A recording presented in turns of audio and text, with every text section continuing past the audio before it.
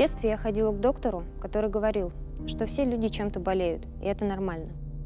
Не стоит бояться недугов, ведь почти все они излечимы. А в 19 лет я узнала, что у меня шизофрения, и от нее нельзя избавиться полностью. Можно только бороться и сдерживать ее проявления. Несмотря на прогнозы, я не отчаялась. Позже мне стало известно, что для этого заболевания характерна эмоциональная холодность и отрешенность. Поначалу я этого не замечала, в то время как между мной и окружающими росла гнетущая стена отчуждения. Сейчас я принимаю лекарства и осознаю, что болезнь может отнять эмоции, но не личность.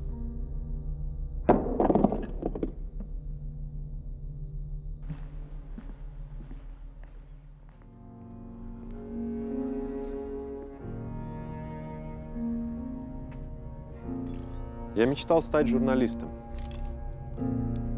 Засиживался за учебниками до поздней ночи. На третьем курсе я все чаще стал слышать от друзей, что со мной тяжело общаться. В то же время снизилась моя успеваемость. Я утратил способность внятно доносить свои мысли.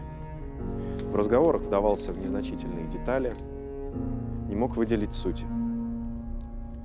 То, что со мной происходило, называется вязкость мышления, симптом, характерный для больных шизофренией. Теперь я понимаю, в этом нет ничего страшного. Сейчас я прохожу курс терапии, и мои мысли вновь обретают ясность.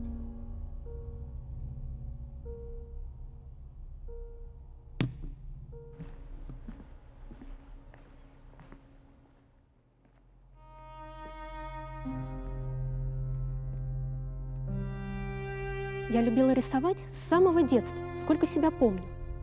Моя мама, заметив мое увлечение, отвела меня в художественную школу. А после я поступила в вуз на творческую специальность. Но в какой-то момент мои работы стали сильно отличаться от того, что рисовали другие студенты. Преподаватели ругали меня за то, что я вижу цветы и пейзажи как-то иначе. А ребята, они считали меня странной, и поэтому стали сторониться меня. Так я осталась совсем без друзей. Я болею шизофренией, но это не приговор. Мой диагноз никак не помешал мне развиваться в творчестве. Более того, теперь я знаю, что психические заболевания не всегда ограничивают способности. Иногда бывает совсем наоборот.